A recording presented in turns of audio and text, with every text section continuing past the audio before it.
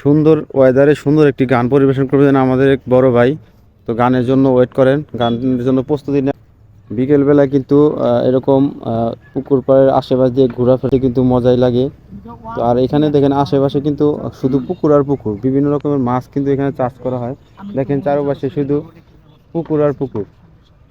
তো সেখানেই মাঝখানে আছি আমরা, পুকুরের চারপাশে পুকুর, মাঝখানে আছি। তো একটা গান শোনাবো আপনাদের। তো এই সুন্দর একটি ওয়েদারের ভিতরে আপনাদের একটা গান শোনাবো। তো চলেন গানটা শুনে আসি। তো গানের জন্য প্রস্তুত নিতেছে, একটু ওয়েট করেন। বিকেলের ওয়েদার কিন্তু অনেক সুন্দর চারপাশে, আর বিকেলবেলা কিন্তু সবাই ঘুরতে বের হয়। মানে হয়তো দুপুরের পরে একটু নীরব থাকে, তারপরে যখন 3টা 4টা বা 5টার পরেই, আসরের নামাজের পরেই কিন্তু মানুষজন একটু বেশি বের হয়। যারা কাজকর্ম করে সকাল থেকে, বিকেলবেলা একটু ফ্রি থাকে, তখনই কিন্তু বের হয়। বের হয়ে আশেপাশে চা টা যাই খাওয়া দরকার তাই কিন্তু খায়। অনেকে বিকেলবেলায় বের হয়ে 8 9 9টা পর্যন্ত কিন্তু বাইরে থাকে, পরে যায়। মানে সারাদিন পরিশ্রম করে তারপরে বিকেলবেলায় কিন্তু একটু মানে বাইরে। আপনি এই গানটা গান করে যাতে দাগ লেগেছে, গানটা পারেন? সেই সেই গান গাইছেন? আরেকটা গান আমি তো একটা গান পাঠালেন যে নিয়তি, তার কাছে এই মিনতি, এই জীবন আর আমি চাই না। সুন্দর, কণ্ঠটা এত সুন্দর। জীবন মানে তো যন্ত্রণা,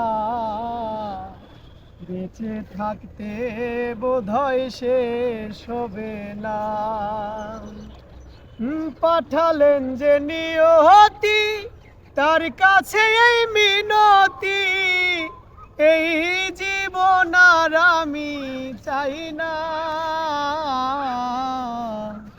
জীবন মানেই তো যন্ত্রণা।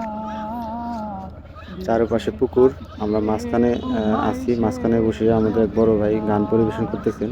জীবন মানেই তো যন্ত্রণা, বেঁচে থাকতে বোধহয় শেষ হবে না। জীবনে আসে কত ভালো আর মন্দ, জীবনে আসে কত দ্বিধা আর দ্বন্দ্ব, জীবনে আসে কত ভালো আর মন্দ, জীবনে আসে কত দ্বিধা আর দ্বন্দ্ব, জীবনে আসে কত দুঃখ বেদনা। জীবন মানেই তো যন্ত্রণা, বেঁচে থাকতে বোধহয় শেষ হবে না। একটি জীবন করে অন্যটির আশা, এরই নাম দিয়েছে মানুষ প্রেম ভালোবাসা। একটি জীবন করে সুন্দর একটি গান পরিবেশন করতেছেন সুন্দর ওয়েদারের ভিতরে। গানটি কেমন লাগলো সবাই একটু কমেন্ট বক্সে বলে যাবেন। আশা মনে রইল পূর্ণ হলো না। জীবন মানেই তো যন্ত্রণা, বেঁচে থাকতে বোধহয় শেষ হবে না।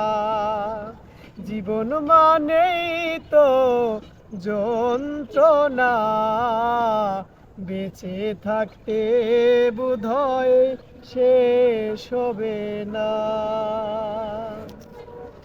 ধন্যবাদ, সুন্দর একটি গান পরিবেশন করলেন। আর অবশ্যই ওনার যে কণ্ঠটা কীরকম লাগলো আপনারা কমেন্ট বক্সে বলে যাবেন প্লিজ।